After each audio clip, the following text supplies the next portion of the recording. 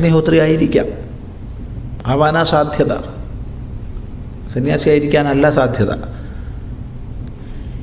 എങ്കിൽ പോലും ശിഷ്യന്മാരെന്തായാലും അഗ്നിഹോത്രികളാണ്, ഒരു സംശയമില്ല. നിത്യവും അഗ്നിഹോത്രം ചെയ്യുന്നവരാണ്. അപ്പോൾ അവരോട് അഗ്നിഹോത്രവുമായി ബന്ധപ്പെടുത്തി ഈ കരണങ്ങളുടെ പ്രവർത്തനം പറഞ്ഞാൽ അവർക്ക് മനസ്സിലാക്കാൻ എളുപ്പം സാധിക്കും. അപ്പോൾ ഉണർന്നിരിക്കുന്ന പ്രാണാഗ്നികളെ അഗ്നിഹോത്രവുമായി തുലനം ചെയ്തുകൊണ്ട് പറയുകയാണ്. നോക്കൂ, ഗാർഹപത്യോ ഹവ ഏഷ അപാനഃ വ്യാനഃ അന്വാഹാര്യ പചനഃ യത് ഗാർഹപത്യാത് പ്രണീയതേ പ്രണയനാത് ആഹവനീയഃ പ്രാണഃ.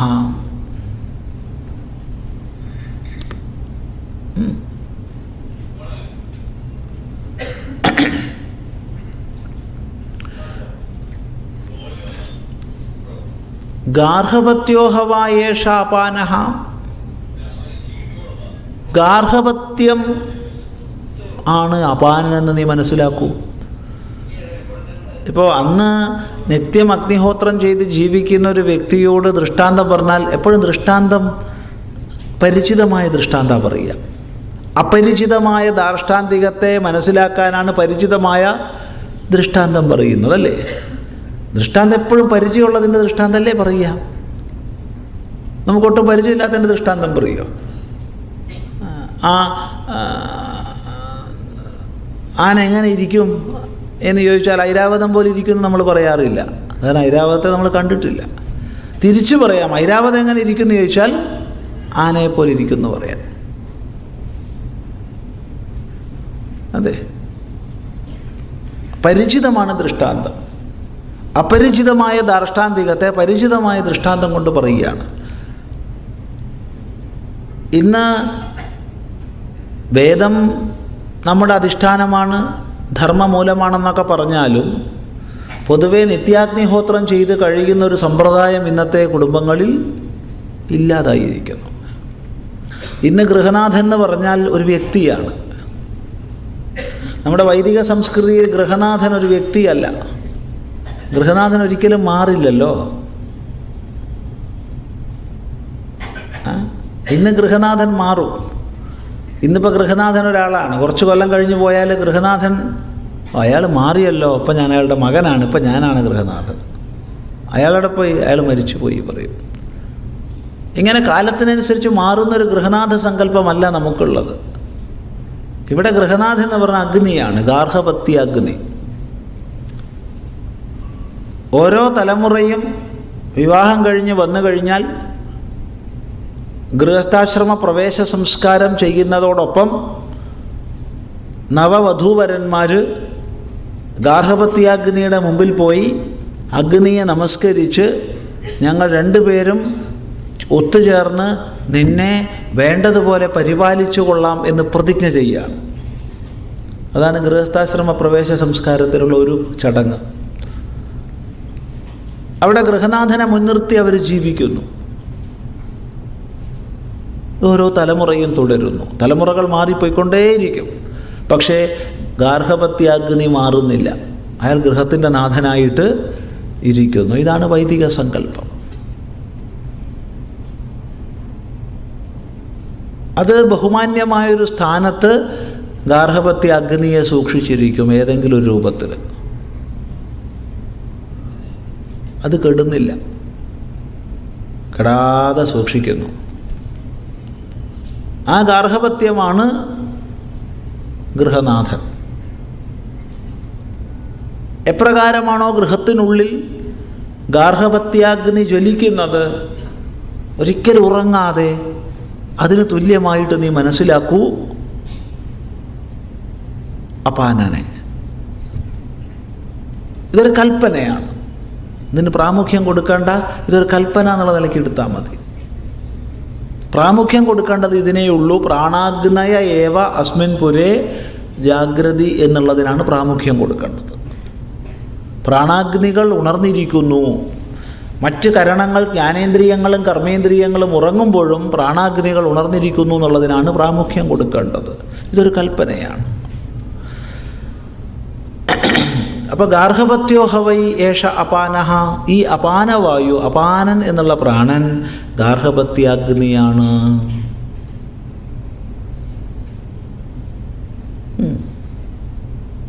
അപ്പോൾ അവിടെ നിന്ന് ദിവസവും അഗ്നിഹോത്രം ചെയ്യുന്ന സന്ദർഭത്തിൽ എല്ലാ ദിവസവും അഗ്നിഹോത്രം ചെയ്യാൻ പുറപ്പെടുമ്പോൾ ദ്രവ്യങ്ങളെല്ലാം ഒരുക്കി ഹോമകുണ്ഡമെല്ലാം ശുചിയാക്കി ഹോമത്തിന് തയ്യാറായി കഴിഞ്ഞാൽ ഹോതാവ് എന്ത് ചെയ്യുന്നു? പോയിട്ട് ഗാർഹപത്യ അഗ്നിയിൽ നിന്ന് അഗ്നി കൊളുത്തി ഹോമകുണ്ഡത്തിലേക്ക് കൊണ്ടുവരുന്നു. അങ്ങനെ ഹോമകുണ്ഡത്തിൽ സ്ഥാപിക്കുന്നു. ഹോമകുണ്ഡത്തിൽ സമിധകൾക്ക് തീ കൊടുത്തു കഴിഞ്ഞാൽ അവിടെ ദക്ഷിണാഗ്നിയായിട്ട് ഒരഗ്നിയെ വയ്ക്കുന്നു. എന്നിട്ടാണ് ഇയാൾ ഹോമം ചെയ്യുന്നത്. ഇവിടെ പറയുകയാണ്, വ്യാനോ അന്വാഹാര്യ പചനഃ യത് ഗാർഹപത്യാത് പ്രണീയതേ. ഗാർഹപത്യനിൽ നിന്നും കൊളുത്തി കൊണ്ടുവന്ന് ഹോമകുണ്ഡത്തിലേക്ക് കൊളുത്തിയില്ല. അതിനു മുമ്പ് ദക്ഷിണദിക്കിൽ യാതൊരഗ്നിയെ സ്ഥാപിക്കുന്നുവോ അത് വ്യാനനാണെന്ന് നീ മനസ്സിലാക്കൂ. ഇനി തുടർന്ന് ഹോമകുണ്ഡം അഗ്നി പ്രണയം ചെയ്തു, അഗ്നി ജ്വലിപ്പിച്ചു. അങ്ങനെ അഗ്നിയെ ജ്വലിപ്പിച്ചു കഴിഞ്ഞു. എവിടെ? ഹോമകുണ്ഡത്തിൽ. അതേതാ? ആഹവനീയമാണ്. ആഹവനീയ അഗ്നി അവിടെ ജ്വലിപ്പിക്കപ്പെട്ടു. ഈ ആഹവനീയമാണ് പ്രാണനെന്ന് നീ മനസ്സിലാക്കൂ. അപ്പം ഗാർഹപത്യാഗ്നി അപാനൻ അവിടെ നിന്ന് കൊളുത്തി കൊണ്ടുവരപ്പെട്ടു. അന്വാഹാര്യഭജനൻ ദക്ഷിണാഗ്നിയാണ്. അത് കഴിഞ്ഞ് ഹോമകുണ്ഡത്തിൽ ജ്വലിപ്പിക്കപ്പെട്ടു ആഹവനീയം. ആ ആഹവനീയാഗ്നി ഹോമകുണ്ഡത്തിൽ ജ്വലിക്കുന്ന സർവഹവിസ്സുകളും ഏതൊരാഹവനീയത്തിലാണോ സമർപ്പിക്കുന്നത് അതാണ് പ്രാണനെന്ന് നീ മനസ്സിലാക്കൂ. ഇവരുണർന്നിരിക്കുന്നുണ്ട്. അങ്ങനെ ഹോമം തുടരുന്നു. ഏതുച്ഛ്വാസ നിശ്വാസാവ് ആഹുതി സമം നയതീതി സമാനഃ. ഉച്ഛ്വാസ നിശ്വാസങ്ങളെ, ഈ രണ്ടാഹുതികളെ സമീകരിച്ചുകൊണ്ട് പ്രവർത്തിക്കുന്നവനുണ്ടല്ലോ അവൻ സമാനനാകുന്നു. ഉച്ഛ്വാസ നിശ്വാസാവ് ആഹുതി സമം നയതി. ആഹുതികളെ സമീകരിച്ചു കൊണ്ടിരിക്കുന്നതാരാ? ഹോതാവാണ്. ഹോതാവാണ്, ഹോമം ചെയ്യുന്നവനാണ് ആഹുതികളെ സമീകരിച്ചു കൊണ്ടിരിക്കുന്നത്. അവൻ ഓരോ ആഹുതി അർപ്പിക്കുന്നു. ഓരോ ആഹുതി അർപ്പിക്കുക മാത്രമല്ല, ആ സമയത്ത് അതിനെ സമീകരിക്കേണ്ട സമയം വരുമ്പോൾ ഒക്കെ സമീകരിച്ച് വെക്കുന്നുണ്ട്. അല്ലെങ്കിൽ അണഞ്ഞു പോകും. സമിധാദാനം ചെയ്യേണ്ട സമയത്ത് ചെയ്യുന്നുണ്ട്. കാറ്റ് വീശി കൊടുക്കേണ്ട സമയത്ത് വീശി കൊടുക്കുന്നുണ്ട്. ചിലപ്പോൾ ഒന്ന് ക്രമീകരിച്ച് വെക്കേണ്ട സമയത്ത് വെക്കുന്നുണ്ട്. ഇങ്ങനെ ഉച്ഛ്വാസ നിശ്വാസങ്ങളെപ്പോലെ ഇതിനെ സമീകരിച്ച് നിലയ്ക്ക് നിർത്തുന്നവൻ ആരോ, ആഹുതികളെ സമം നയതി ആരോ, അവൻ ആരാ? ഹോതാവ്. ഹോതാവാണ് സമാനവായു എന്ന് നീ മനസ്സിലാക്കൂ. പഞ്ചപ്രാണങ്ങളിൽ സമാനനെ നീ ഹോതാവായിട്ട് മനസ്സിലാക്കൂ. മനോഹവാവ യജമാനഃ. പിന്നെ ഈ അഗ്നിഹോത്രത്തിലൊരു യജമാനനുണ്ട്, ഹോതാവ് മാത്രമല്ല, യജമാനനുണ്ട്. യജമാനാണല്ലോ ഹോമഫലം. അഗ്നിഹോത്രത്തിൻ്റെ ഫലം അനുഭവിക്കുന്നതാരാ? യജമാനനാണ്. അപ്പം ആരാ ഇവിടെ യജമാനൻ? മനോഹവാവ യജമാന. മനസ്സാണ് യജമാനൻ. മനസ്സാണ് യജമാനൻ. മനസ്സുറങ്ങിയിട്ടില്ല, മനസ്സുണർന്നിരിക്കുകയാണ്. പ്രാണാഗ്നയേവ ഏതസ്മിൻ പുരേ ജാഗ്രതി എന്ന് പറഞ്ഞിട്ട് ഇപ്പോൾ മനസ്സിനെ പറഞ്ഞാൽ ശരിയുണ്ടോ എന്ന് ചോദിച്ചാൽ, നേരത്തെ കരണങ്ങൾ മനസ്സിൽ ഏകീഭവിക്കുന്നു എന്നവരെ പറഞ്ഞിട്ടുള്ളൂ, മനസ്സ് വിലയിച്ചു എന്ന് പറഞ്ഞിട്ടില്ല. ജ്ഞാനേന്ദ്രിയങ്ങളും കർമ്മേന്ദ്രിയങ്ങളും പരേ മനസ്യേകീഭവന്തി എന്നല്ലേ പറഞ്ഞത്? മനസ്സുറങ്ങി എന്ന് പറഞ്ഞോ? ഇല്ല, മനസ്സുറങ്ങിയിട്ടില്ല. മനസ്സുണർന്നിരിക്കുന്നുണ്ട്. സ്വപ്നത്തിലും മനസ്സുണർന്നിരിക്കുന്നുണ്ട്. ഈ മനസ്സാണ് യജമാനൻ. മനസ്സാണ് യജമാനൻ. അഗ്നിഹോത്രത്തിൻ്റെ ഫലം അനുഭവിക്കുന്നത് യജമാനാണ്, ഹോതാവല്ല. ആ യജമാനാണ് മനസ്സ്. മനോഹവാവ യജമാനഃ ഇഷ്ടഫലമേവോദാനഃ. ഇഷ്ടഫലത്തിലേക്ക് നയിക്കുന്നതാണ് ഉദാനൻ. ഉദാനവായുവാണ് നമ്മളെ കർമാനുസാരം അടുത്തതിലേക്ക് കൊണ്ടുപോകുന്നത് എന്ന് പറഞ്ഞു. അതുപോലെ ഇഷ്ടഫലത്തെ, യാഗഫലത്തെ നൽകുന്നവനാനാര്? ഉദാനൻ. ഈ അഗ്നിഹോത്രത്തിൻ്റെ ഫലത്തെ നൽകുന്നവൻ ഉദാനൻ. ആർക്കാ നൽകുന്നേ? യജമാനന്. ആരാ യജമാനൻ? മനസ്സ്. മനസ്സാകുന്ന യജമാനന് ഈ യാഗത്തിൻ്റെ ഫലത്തെ നൽകുന്നവനാണ് ഉദാനൻ. സഹ അവൻ, ആര്? ഉദാനൻ. ഏനം യജമാനം, ഈ യജമാനനെ, മനസ്സാകുന്ന യജമാനനെ അഹരഹ, ദിവസവും ദിവസവും ബ്രഹ്മഗമയതി, ബ്രഹ്മലോകത്തിലേക്ക് കൊണ്ടുപോകുന്നു. ദിവസവും. ഇതാ ഉദാനൻ്റെ പണി. ഉദാനൻ ദിവസവും മനസ്സാകുന്ന യജമാനനെ ബ്രഹ്മലോകത്തിലേക്ക് കൊണ്ടുപോകുന്നു. അതായത് യാഗത്തിൻ്റെ ഫലമായിട്ട് പരമാവധി കിട്ടാവുന്ന ലോകം ഏതാണ്? ബ്രഹ്മലോകം. ഈ പരമാവധി കിട്ടാവുന്ന ലോകത്തിലേക്ക് ദിവസവും യജമാനനെ കൊണ്ടുപോകുന്നു. നമ്മളൊക്കെ ദിവസവും ബ്രഹ്മലോകത്ത് പോയി വരുന്നുണ്ട്. എല്ലാവരും, ഈ ഇരിക്കണ എല്ലാവരും ദിവസവും ബ്രഹ്മലോകത്ത് പോയി വരുന്നുണ്ട്. അതുകൊണ്ടാണ് ഇങ്ങനെ ഇരിക്കാൻ കഴിയുന്നത്. അവിടെ 2 ദിവസം സുഷുപ്തി അനുഭവിച്ചിട്ടില്ലാച്ച അവിടെ ഇരിക്കാൻ പറ്റുമോ? ഇല്ല. ഭക്ഷണം കഴിച്ചില്ലെങ്കിലും വലിയ പ്രശ്നമൊന്നുമില്ല. ക്ഷീണമൊക്കെ ഉണ്ടാവും. വെള്ളം കുടിച്ചില്ലെങ്കിൽ ചിലപ്പോൾ തലകറങ്ങി വീണു എന്നൊക്കെ വരും, ശരിയാ. പക്ഷേ ഒരു 2 ദിവസം അടുപ്പിച്ച് ഉറങ്ങിയിട്ടില്ലെങ്കിലുള്ള സ്ഥിതി എന്താ? ഇരിക്കണ പോയിട്ട് എന്തെങ്കിലും ഒന്ന് നേരെയാവുമോ? ബുദ്ധി പ്രവർത്തിക്കുകയോ? അറിയുന്ന കാര്യങ്ങൾ പ്രകാശിക്കുകയോ? ഒന്നുമില്ല.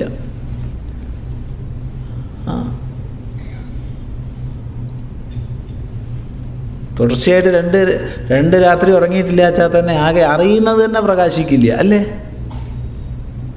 അതെ. അത് നമുക്കത് നേരിട്ട് അനുഭവം വരുമ്പം ബഹു തമാശയാണ്. തിരിഞ്ഞു നോക്കുമ്പോൾ ഒരു ബുദ്ധി ഉണ്ടാവില്ല. ഈ എന്തത്ര ബുദ്ധിയിലുണ്ടായി പോയെന്ന് വിചാരിക്കും. ഒന്നും പ്രകാശിക്കില്ല, ഒരു വസ്തുവും പ്രകാശിക്കില്ല.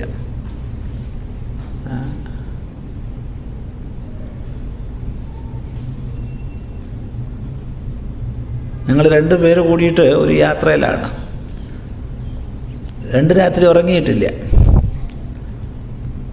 2 രാത്രി ആവണേ ഉള്ളൂ ഉറങ്ങാണ്ട്. 2 രാത്രി പൂർണ്ണമായില്ല.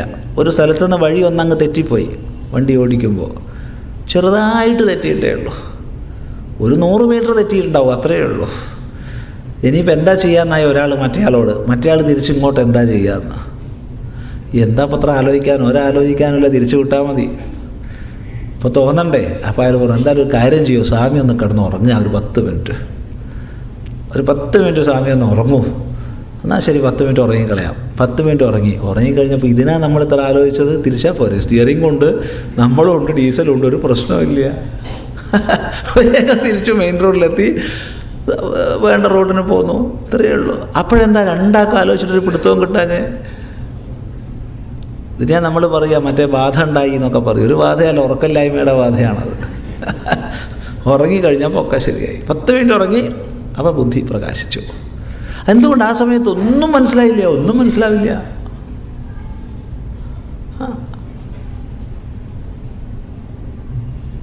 വല്ലാത്തൊരു പ്രതിഭാസമായി ഉറക്കം എന്ന് പറഞ്ഞാൽ. അപ്പം ദിവസവും ഈ ബ്രഹ്മലോകത്ത് പോയിട്ട് ആനന്ദം അനുഭവിക്കണം നമ്മൾ. എന്നാലേ ജാഗ്രതത്തിലും സ്വപ്നത്തിലും ചെയ്ത വ്യവഹാരങ്ങളുടെ മുഴുവൻ ക്ഷീണം മാറി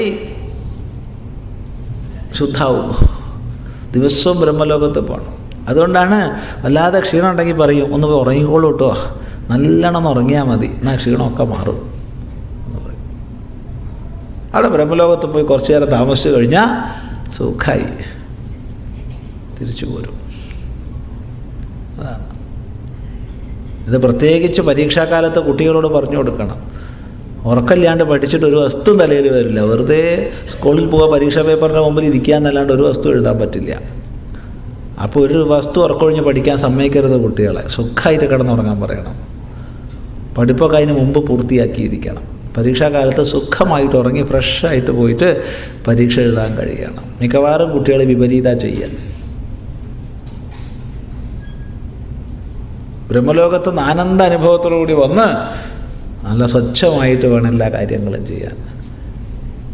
ഇനി വേറൊന്ന് പറയട്ടെ, ഏത് ദുഷ്ടന്മാരാന്ന് പറയുന്നില്ല, എങ്കിലും പ്രായണ ഏത് ദുഷ്ടന്മാരാണെങ്കിലും രാവിലെ ഉറക്കം ഉണർന്ന ഉടനെ നല്ല സ്വഭാവമായിരിക്കും. കുറച്ച് കഴിയുമ്പോഴത്തേക്ക് അവരെ മറ്റ് സ്വഭാവങ്ങളൊക്കെ വരൂ. കാരണം ഇത് ബ്രഹ്മലോകത്ത് നേരിട്ട് വന്നിരിക്കുകയാണേ. അപ്പോൾ അതിൻ്റെ ആ സ്വച്ഛത ഉണ്ടാവും. അതുകൊണ്ട് നമ്മൾ ആരെ കാര്യസാധ്യത്തിന് പോകണമെങ്കിൽ രാവിലെ പോയി കാണണം എന്നൊക്കെ പറയാറുണ്ട്. ഉച്ച കഴിയുമ്പോഴത്തേക്കൊക്കെ ആകെ അബദ്ധമാവും. ഇല്ലെങ്കിൽ ഉച്ചയ്ക്ക് ശേഷം ഉറങ്ങണ ശീലമുള്ള ആൾക്കാരാണെങ്കിൽ അത് കഴിഞ്ഞ് ഫ്രഷായിട്ടിരിക്കുമ്പോൾ പോയിട്ട് കണ്ട കാര്യം നടക്കും. അത് ബ്രഹ്മലോകത്ത് നിന്ന് പോയി വന്നോട്ടെ നല്ല സ്വച്ഛമാണ്. പിന്നെ ഇവിടുത്തെ വിഴുപ്പൊക്കെ രണ്ടാമത് എടുക്കുമ്പോഴത്തേക്കൊക്കെ മോശമായി. വന്നു കഴിഞ്ഞാൽ ആദ്യം എടുക്കാൻ തുടങ്ങുമല്ലോ വെച്ച സാധനങ്ങളൊക്കെ. അപ്പം അഹരഹ ദിവസവും ഏനം യജമാനം, ഈ യജമാനനെ സഹ അവൻ ആര് ഉദാനവായു ബ്രഹ്മലോകത്തിലേക്ക് കൊണ്ടുവന്നു. ബ്രഹ്മലോകത്തിലേക്ക് പോകുന്ന പോക്കാണ് സുഷുപ്തി. അപ്പോൾ സ്വപ്നത്തിൽ നിന്ന് നേരിട്ട് സ്വപ്നമാകുന്ന അഗ്നിഹോത്രത്തിൻ്റെ പുണ്യമായിട്ട് സുഷുപ്തിയിലേക്ക് പോകുന്നു. അതാണ് ബ്രഹ്മലോകത്തിൽ പോകുന്നു. അഹരഹ ദിവസവും ഈ ബ്രഹ്മലോക പ്രാപ്തിയുണ്ട്. അപ്പോൾ ഈ ദശയിൽ അത്രൈഷ ദേവ സ്വപ്നെ മഹിമാനമനുഭവതി യദ്ദൃഷ്ടം ദൃഷ്ടമനുപശ്യതി ശ്രുതം ശ്രുതമേവാർത്ഥമനുശൃണോതി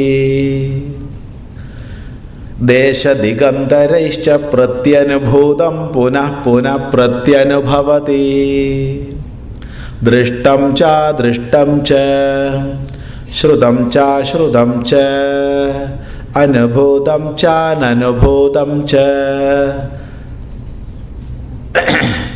സച്ച സച്ച സർവം പശ്യതി സർവഃ പശ്യതി. അത്രൈഷ ദേവ സ്വപ്നെ മഹിമാനമനുഭവതി യദ്ദൃഷ്ടം ദൃഷ്ടമനുപശ്യതി ശ്രുതം ശ്രുതമേവാർത്ഥമനുശൃണോതി ദേശദിഗന്തരൈശ്ച പ്രത്യനുഭൂതം പുനഃ പുനഃ പ്രത്യനുഭവതി ദൃഷ്ടം ച ദൃഷ്ടം ച ശ്രുതം ച ശ്രുതം ച അനുഭൂതം ച നനുഭൂതം ച സച്ച സച്ച സർവം പശ്യതി സർവഃ പശ്യതി. അത്ര ഈ അവസ്ഥയിൽ സ്വപ്നദശയിൽ സ്വപ്നത്തിൻ്റെ ഫലമായിട്ട് സുഷുപ്തിയിലേക്ക് പോകുന്നു എന്ന് പറഞ്ഞു. അപ്പോൾ അത്ര എന്ന് പറയുന്നത് സുഷുപ്തിയല്ല, സ്വപ്നദശയിൽ ഏഷ ദേവ ഈ ദേവൻ. ഏത് ദേവൻ? മനസ്സാകുന്ന ദേവൻ. ഏതൊരു ദേവനിലാണോ ജ്ഞാനേന്ദ്രിയങ്ങളും കർമ്മേന്ദ്രിയങ്ങളും വിലയിച്ചു ചേർന്നത് ആ മനസ്സാകുന്ന ദേവൻ സ്വപ്നത്തിൽ മഹിമാനമനുഭവതി മഹിമയെ അനുഭവിക്കുന്നു. കസ്യൈത സുഖം ഭവതി എന്നല്ലേ ചോദിച്ചേ? ആർക്കായി സുഖം ഉണ്ടാവുന്നതെന്നല്ലേ ചോദിച്ചേ? ഈ മനസ്സാകുന്ന ദേവനാണ് സ്വപ്നത്തിൽ മഹിമയെ അനുഭവിക്കുന്നത്. യദ്ദൃഷ്ടം ദൃഷ്ടമനുപശ്യതി കണ്ടതിനെ തന്നെ തുടർന്ന് കാണുന്നു. കണ്ടതിനെ തന്നെ തുടർന്ന് ശ്രുതം ശ്രുതമേവാർത്ഥമനുശൃണോതി കേട്ടതിനെ തന്നെ പിന്തുടർന്ന് കേൾക്കുന്നു. ദേശദിഗന്തരൈശ്ച പ്രത്യനുഭൂതം പുനഃ പ്രത്യനുഭവതി. ദേശാന്തരത്തിലും ദിഗന്തരത്തിലുമൊക്കെ അനുഭവിച്ചതിനെ വീണ്ടും വീണ്ടും അനുഭവിക്കുന്നു. ഇനി അവിടെയാണ് ഏറ്റവും വലിയ മഹിമ. ദൃഷ്ടം ച അദൃഷ്ടം ച, കണ്ടതിനെയും കാണാത്തതിനെയും കാണുന്നു,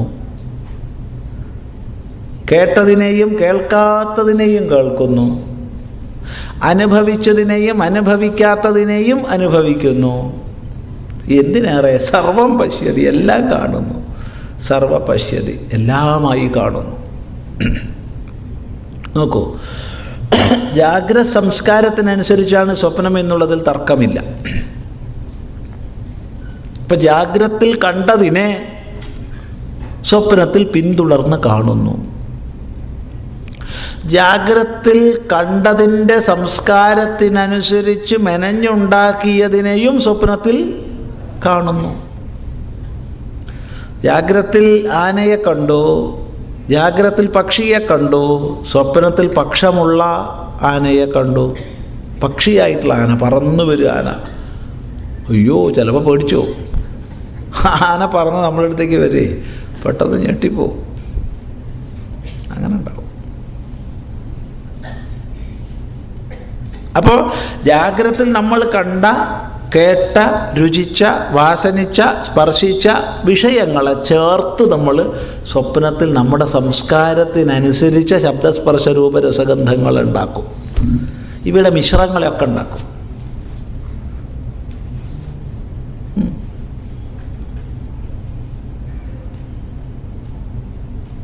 അതാണ് പറയുന്നത് ദൃഷ്ടം ച അദൃഷ്ടം ച, കണ്ടതിനെയും കാണാത്തതിനെയും കാണും. ശ്രുതം ച അശ്രുതം ച, കേട്ടതിനെയും കേൾക്കാത്തതിനെയും കേൾക്കും. അനുഭൂതം ച അനനുഭൂതം ച, അനുഭവിച്ചതിനെയും അനുഭവിക്കാത്തതിനെയും അനുഭവിക്കും. സച്ച അസച്ച, നാമരൂപാത്മകമായി വിഭക്തമായതിനെയും അനുഭവിക്കും, അങ്ങനെ അല്ലാത്തതിനെയും അനുഭവിക്കും. ഒരിക്കലും ഉള്ളതാണെന്ന് നമുക്ക് മനസ്സിലാക്കാൻ കഴിയാത്തതിനെയും നമ്മൾ സ്വപ്നത്തിൽ അനുഭവിക്കും, ഉള്ളതിനെയും അനുഭവിക്കും. ഇതൊക്കെ ഉണ്ടാക്കുന്നത് മനസ്സിൻ്റെ മഹിമയാണ്. മനസ്സ് വല്ലാത്തൊരു സ്രഷ്ടാവാണ്. എന്തൊക്കെയാ സൃഷ്ടിക്കുക സ്വപ്നത്തിൽ. ചിലരിതിന് അമിത പ്രാധാന്യം കൊടുക്കാറുണ്ട്. ഈ സ്വപ്നത്തിന് ചിലർ അമിത പ്രാധാന്യം കൊടുക്കാറുണ്ട്. ചിലർ ചോദിക്കും, ഞാനങ്ങനെ ആലോചിച്ചിട്ടേ ഇല്ല എന്നേ, പിന്നെന്താ ഞാനങ്ങനെ സ്വപ്നം കാണാൻ? നിങ്ങളുടെ ആര് പറഞ്ഞു ആലോചിച്ചതേ കാണുമെന്ന്? ജാഗ്രതയിലിരിക്കുമ്പോൾ നമ്മുടെ മനസ്സിലൂടെ പലതും കടന്നു പോകുന്നില്ലേ? ഉണ്ട്. അതിനു മുമ്പ് ആലോചിച്ചതും കടന്നു പോകും, ആലോചിക്കാത്തതും കടന്നു പോകും. ജാഗ്രതയിൽ നമ്മളിരുന്ന് ചിന്തിക്കുന്ന ചിലതൊക്കെ നടക്കും, ചിലതൊന്നും നടക്കില്ല. ഇതേപോലെ ബാഹ്യകരണങ്ങൾ വിശ്രമിക്കുന്ന സമയത്ത് മനസ്സിലുണ്ടാകുന്ന വൃത്തികളാണ് സ്വപ്നം. പിന്നെ അതിനെന്തിനാ പ്രാധാന്യം കൊടുക്കുന്നത്? നമ്മൾ ഒരു പ്രാധാന്യം കൊടുക്കേണ്ട ആവശ്യമില്ല. ഇത്ര മാത്രമേ പ്രാധാന്യമുള്ളൂ. സ്വപ്ന അപഗ്രഥനത്തിലൂടെ ഒരാളുടെ സംസ്കാരത്തെ മനസ്സിലാക്കാൻ നമുക്ക് കഴിയും.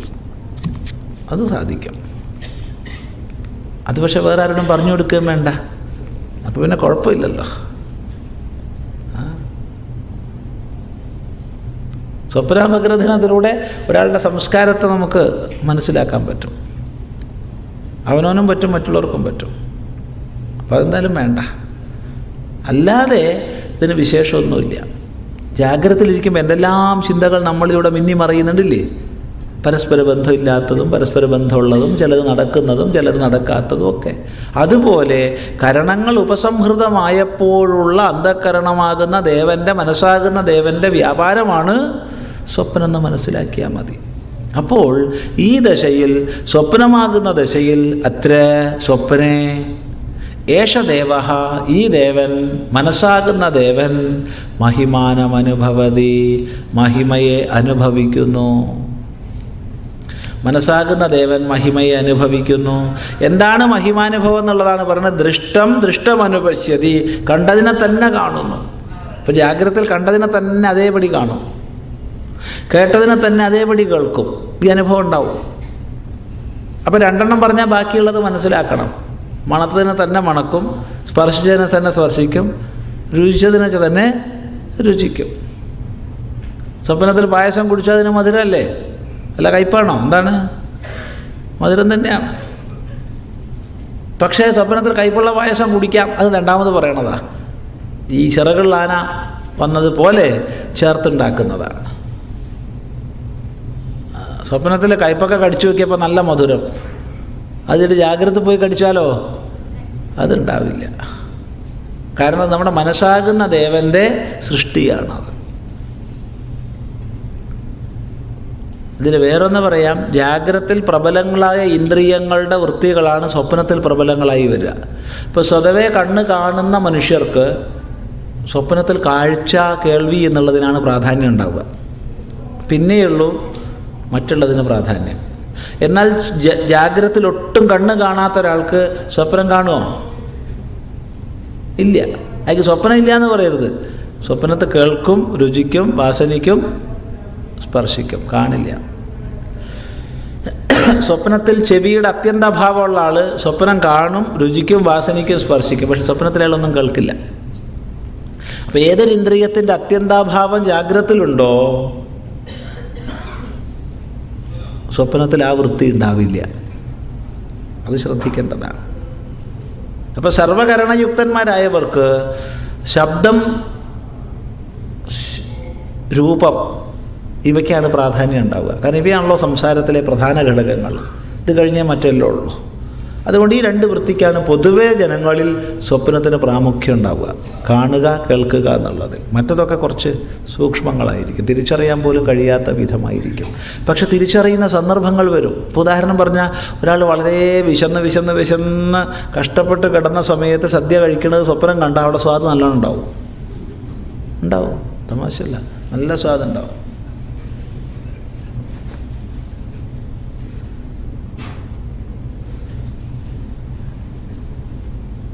ഇപ്പോൾ സ്വാദുള്ള ഭക്ഷണ പദാർത്ഥങ്ങളുടെ സ്വപ്നം കാണുന്നില്ല എന്ന് പറഞ്ഞാൽ അതിൻ്റെ അർത്ഥം ജാഗ്രതയിൽ സാമാന്യം തെറ്റില്ലാണ്ട് ഭക്ഷണം കിട്ടുന്നുണ്ട്. അതെ, തമാശ പറയല്ല, പരമാർത്ഥാണ്. അതുകൊണ്ട് ദേശദിഗന്ധരങ്ങളിൽ കണ്ടതിനെ കാണും. ഇപ്പോൾ ഒരു ഉഷ്ണരാജ്യത്തും ശീതരാജ്യത്തും നമ്മൾ കണ്ടതിനെ ചേർത്തിട്ട് മനസ്സിലാക്കിയെന്ന് വരും സ്വപ്നത്തിൽ. ദേശാന്തരത്തിലും ദിഗാന്തരത്തിലും കണ്ടതിനെ പുനഃപ്രത്യനുഭവതി, വീണ്ടും സ്വപ്നത്തിൽ പുനഃസൃഷ്ടിച്ച് നമ്മൾ അനുഭവിക്കും. അത് ദൃഷ്ടത്തെയും അദൃഷ്ടത്തെയും, ശ്രുതത്തെയും അശ്രുതത്തെയും, അനുഭൂതത്തെയും അനനുഭൂതത്തെയും ഒക്കെ. ഇവിടെ ശ്രദ്ധിക്കേണ്ട മറ്റൊരു വിഷയം, സർവം പശ്യതി സർവപശ്യതി എന്ന് പറഞ്ഞു. സർവം പശ്യതി, എല്ലാത്തിനെയും കാണുന്നു, എല്ലാമായി കാണുന്നു. സർവഹ പശ്യതി. നോക്കൂ, സ്വപ്നത്തെ ദർശിക്കുന്ന സമയത്ത് ഞാൻ ആരാ? സ്വപ്നദ്രഷ്ടാവാണെങ്കിലും മനസ്സാകുന്ന ദേവൻ സ്വപ്ന ദൃശ്യവുമായും തീരുന്നുണ്ട്. കാരണം തന്നിൽ താൻ മെനഞ്ഞെടുക്കുന്നതാണ് ദൃശ്യം. ഒന്നുകൂടി പറയാം, തന്നിൽ താൻ മെനഞ്ഞെടുക്കുന്നതാണ് ദൃശ്യം. അതുകൊണ്ട് ദൃശ്യത്തിൻ്റെ സ്വരൂപത അവിടെ മനസ്സ് പ്രാപിക്കുന്നുണ്ട്.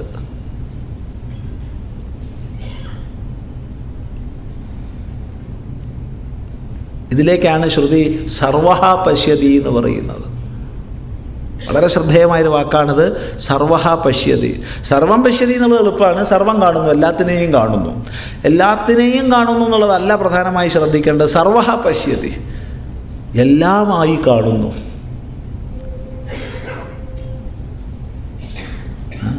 ഇവിടെ നമ്മൾ വാതിലും ജനവാതിലും അടച്ച് കിടന്ന് ഉറങ്ങുകയാണ്.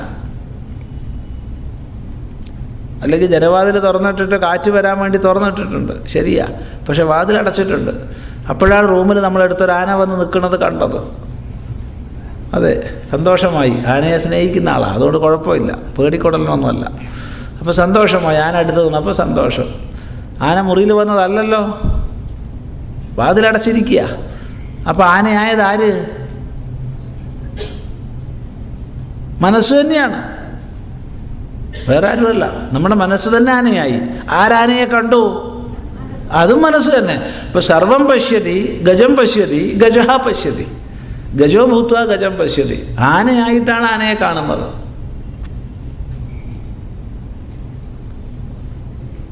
അപ്പോൾ ഈ മനസ്സാകുന്ന ദേവൻ്റെ മഹിമ ഇതാ.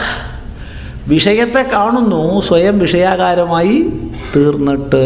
സർവം പശ്യതി സർവഃ പശ്യതി.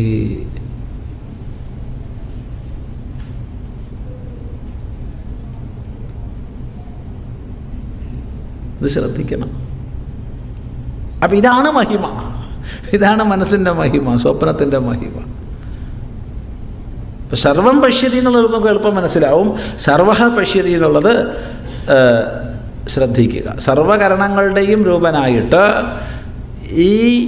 ഈ കാണപ്പെടുന്ന ദൃശ്യത്തിൻ്റെ സ്വരൂപതയെ സ്വയം പ്രാപിച്ചിട്ട് മനസ്സാകുന്ന ദേവൻ കാണുന്നു.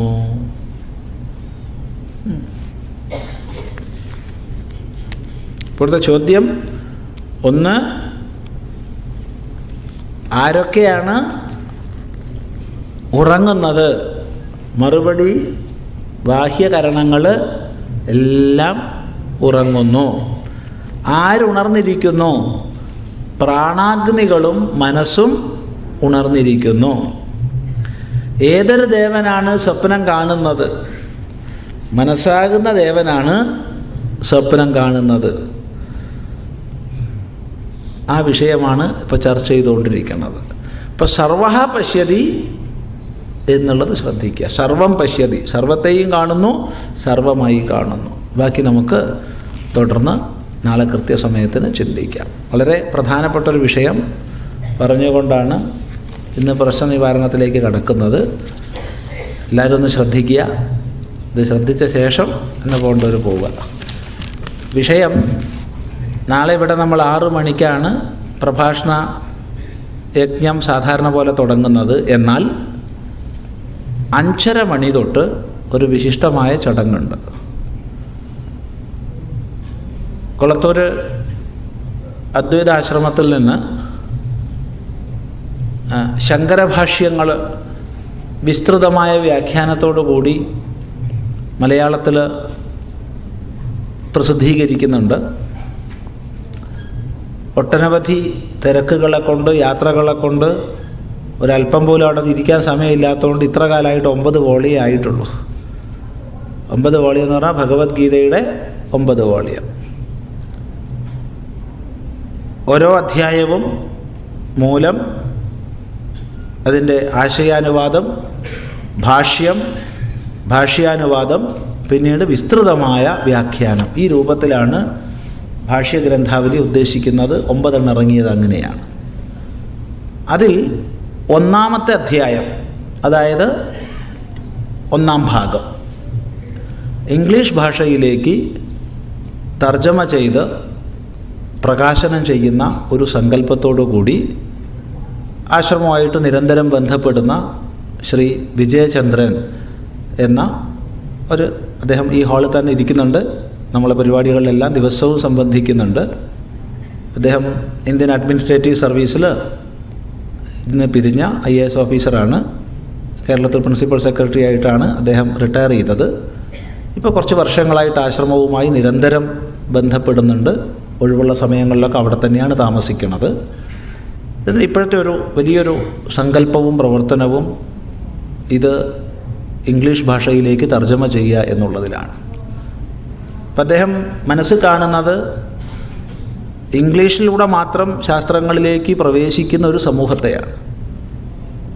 അതുകൊണ്ട് അതിനനുസൃതമായി ഭാഷാ വ്യതിയാനങ്ങളൊക്കെ വരുത്തി കുറച്ചൊരു സംക്ഷിപ്തമായ രൂപത്തിൽ ഒട്ടും നമ്മളുടെ ശാസ്ത്രങ്ങളുമായി പരിചയമില്ലാത്തവരെ പോലും ആകർഷിക്കുന്ന രൂപത്തിലുള്ള ഒരു തർജ്ജമയാണ് ചെയ്തുകൊണ്ടിരിക്കുന്നത്. അതിൻ്റെ 1-ാം ഭാഗം പ്രകാശനത്തിന് തയ്യാറായി കഴിഞ്ഞു. അതിൻ്റെ പ്രകാശന കർമ്മം നാളെ ഇവിടെ വെച്ച് 5:30 മണിക്ക് നമുക്ക് നടത്തണം. 5:30 മണിക്ക് 5:55 വരെ 25 മിനിറ്റ് നീണ്ട ചടങ്ങായിരിക്കും. 6-ന് നമുക്ക് ഈ ചടങ്ങ് തുടങ്ങണം. അപ്പോൾ എല്ലാവരും നിർബന്ധമായിട്ട് 5:30 മണിക്ക് ഇവിടെ എത്തുക. പുരന്ദരാനന്ദ സ്വാമികൾ പ്രകാശനം ചെയ്യും. ഡോക്ടർ CK രാമചന്ദ്രൻ ആദ്യ പുസ്തകം ഏറ്റുവാങ്ങും. ആ രൂപത്തിലാണ് പരിപാടി നിശ്ചയിച്ചിട്ടുള്ളത്. അതിനെ സംബന്ധിച്ച് ഈ തർജ്ജമ ചെയ്ത ആളുടെയും മൂലഗ്രന്ഥം എഴുതിയ ആളുടെയും ഒക്കെ ചെറിയൊരു ഒരു വാക്കുകളുണ്ടാവും. ഏതായാലും നമ്മളെല്ലാവരും ഈ ചടങ്ങിൽ ഉണ്ടാവണം. അതുകൊണ്ട് എല്ലാവരും അല്പം കഷ്ടപ്പെട്ടിട്ടായാലും തിരക്കേടൊന്നുമില്ല, 5:30 മണിക്ക് എത്തിച്ചേരുക. 5:55 ആ ചടങ്ങുകൾ തീരും. ആ പുസ്തകത്തിൻ്റെ പ്രതികൾ എല്ലാമൊന്നും കിട്ടിയിട്ടില്ല, കുറേ നാളെ തയ്യാറായിട്ട് ഇവിടെ ലഭിക്കുന്നതാണ്. ബാക്കി വിശദാംശങ്ങൾ നാളെ പറയാം. 5:30 മണിക്ക് എല്ലാവരും എത്തിച്ചേരുക. സമ്മതമാണല്ലോ ഇല്ലേ? ആ, വൈകരുതേ. 5:30 എന്ന് പറഞ്ഞാൽ 5:30 തന്നെ. കാരണം അങ്ങനെയാണെന്ന് വെച്ചാൽ 5:55 നിർത്താൻ പറ്റൂ. 5:55 നിർത്തിയാലേ 6 നമുക്കിത് തുടങ്ങാൻ പറ്റൂ. സമയകൃത്യത മുഖ്യമാണ്. ശരി, സന്തോഷം.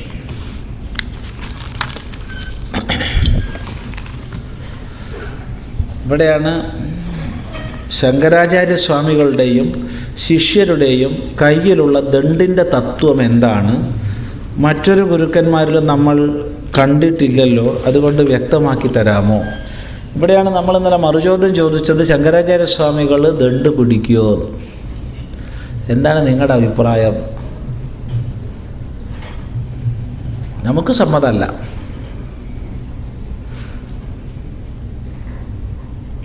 പിടിക്കും സ്വാമി, എന്നാ പിടിപ്പിച്ചോളൂ, വിരോധമൊന്നുമില്ല, എന്നാ പിടിച്ചോട്ടെ. സന്യാസം കുടീചകം, ബഹൂതക, ഹംസ, പരമഹംസ ഭേദത്തിൽ 4ആണ്. സന്യാസിമാർ 4 പ്രകാരമുണ്ട്. കുടീചകന്മാർ, ബഹൂതകന്മാർ, ഹംസന്മാർ, പരമഹംസന്മാർ. കുടീചക സന്യാസം എന്ന് പറയുമ്പോൾ തീർത്തും ആത്മാനാത്മ വിവേകം ചെയ്യുന്നു. ഈ പ്രപഞ്ചം അനാത്മ വസ്തുക്കളൊക്കെ നശിച്ചു പോകുന്നതാണെന്നറിയുന്നു. ഇതിനെല്ലാം ഉപരി, ഇതിനെല്ലാം അധിഷ്ഠാനമായി വിളങ്ങുന്ന സത്തത്വമാണ് നിത്യമായത് എന്നറിയുന്നു. അതുകൊണ്ട് തന്നെ അനിത്യപ്രപഞ്ചത്തിൽ കുടുങ്ങുന്നില്ല. അങ്ങനെ അനിത്യപ്രപഞ്ചത്തിൽ കുടുങ്ങാതെ നിത്യമായ സത്യത്തെ അനുസന്ധാനം ചെയ്തുകൊണ്ട് ഏതെങ്കിലും ഒരു സ്ഥാനത്ത്, തനിക്ക് തന്നെ അധീനതയിലുള്ള സ്ഥാനത്ത് താൻ ഒറ്റയ്ക്ക് കുടുംബത്തിൽ നിന്നെല്ലാം വേർപെട്ട് തത്വാനുസന്ധാനം ചെയ്തുകൊണ്ട് കഴിയുന്ന സന്യാസമാണ് കുടീചക സന്യാസം. കുടീചര എന്നും കുടീചക്ക എന്നും പറയും. അയാൾ പലയിടത്ത് പോയി ഭിക്ഷാടനം തുടങ്ങിയവ ചെയ്യുന്നില്ല, ഒരിടത്ത് താമസിക്കുന്നു, തത്വാനുസന്ധാനം ചെയ്തുകൊണ്ട് കഴിയുന്നു. ഇനി ബഹൂതക സന്യാസം എന്നുള്ളത് ഇതേപോലെ ഇതിനേക്കാൾ ഒരു പടി കൂടി ഉയർന്നിട്ട്, അല്ലെങ്കിൽ ഒരു പടി കൂടി സൂക്ഷ്മമായ സന്യാസമാണ്. ഇയാൾ പ്രത്യേകിച്ച് ഒരിടത്ത് താമസിക്കുക എന്നുള്ളതില്ല. അയാൾ പലയിടത്ത് പോയി ഭിക്ഷാടനം ചെയ്യുന്നു. 7 ഗൃഹങ്ങളിൽ വരെ പോകാം, ഭിക്ഷാടനം ചെയ്യാം. പക്ഷേ ധർമാചാര യുക്തന്മാരുടെ ഗൃഹങ്ങളിലേ പോയിട്ട് ഭിക്ഷ എടുക്കാൻ പാടുള്ളൂ എന്നുള്ള ചില നിയമങ്ങളുണ്ട്. അങ്ങനെ അയാൾ കഴിയുന്നു. ഇവർ രണ്ടും പൂജാവിധാനങ്ങളെല്ലാം ചെയ്യുന്നുണ്ട്.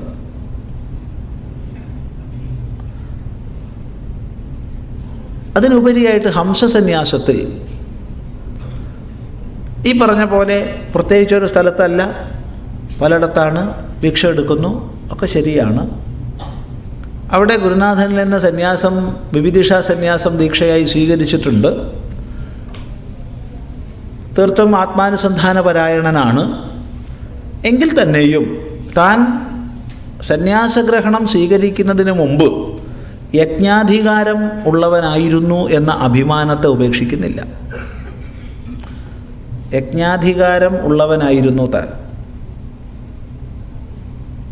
യജ്ഞോപവീതത്തെ ഉപേക്ഷിക്കുന്നില്ല.